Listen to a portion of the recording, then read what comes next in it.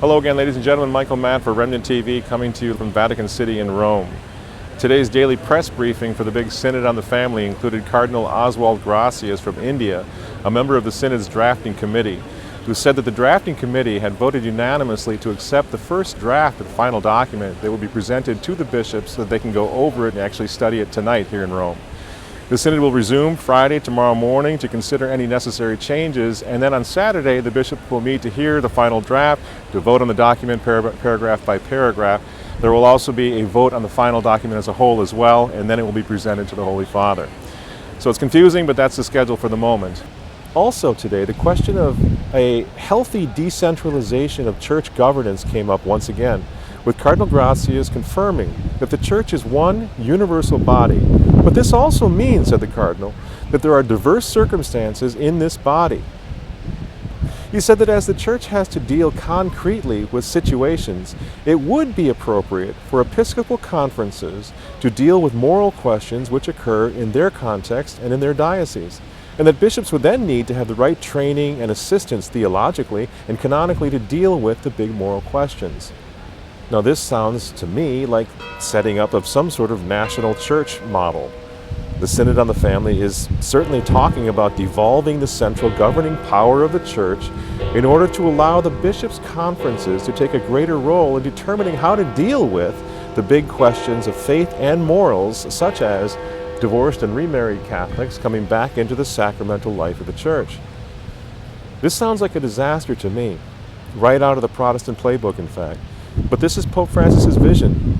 As I stand here in the piazza, looking up at the dome of St. Peter's, I recall that in Evangelium Gaudium, Pope Francis's apostolic exhortation from 2 years ago, the Pope wrote in paragraph 32, quote, "It is my duty as the Bishop of Rome to be open to suggestions which can help make the exercise of my ministry more faithful to the meaning which Jesus Christ wished to give it, and to the present needs of evangelization." Pope John Paul asked for help in finding a way of exercising the primacy, which, while in no way renouncing what is essential to its mission, is nonetheless open to a new situation. We have made little progress in this regard. The papacy and the central structures of the universal church also need to hear the call of pastoral conversion. And Pope Francis continues, "The Second Vatican Council stated that, like the ancient patriarchal churches, episcopal conferences are in a position to contribute in many and fruitful ways to the concrete realization of the collegial spirit." And the Holy Father concludes, "Yet this desire has not been fully realized, since the judicial status of episcopal conferences, which would see them as subjects of specific attributions, including genuine doctrinal authority, has not yet been sufficiently elaborated. Excessive centralization, rather than proving central, complicates the Church's life and her missionary outreach." End quote. Again, this is the blueprint. This is Pope Francis's agenda. This is his vision. It is impossible to blame the Pope's men for doing what the Pope wants. And the conservatives here in Rome are not drawing that distinction between the liberal or heterodox bishops and cardinals around the Pope and the Holy Father himself. It was, after all, the Holy Father who appointed these men.